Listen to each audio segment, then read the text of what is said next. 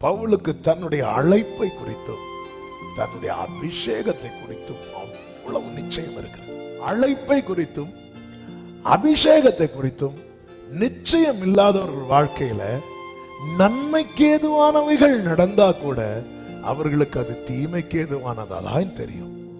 அபிஷேகத்தையும் குறித்து நிச்சயம் உள்ளவர்கள் வாழ்க்கையில தீமைக்கு ஏதுவானவைகள் நடந்தாலும் அவர்கள் கண்களுக்கு அது எப்படி தெரியும் தெரியுமா?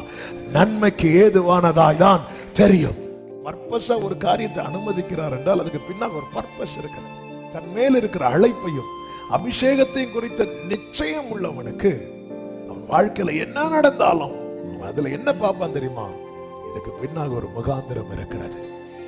அவர் சொல்றார் பவுல், சுவிசேஷம் பிரபலமாவதற்கு ஏதுவாய் நான் கட்டப்பட்டிருக்கிறேனா, இதுல சுவிசேஷம் வெளியே போக போகுது.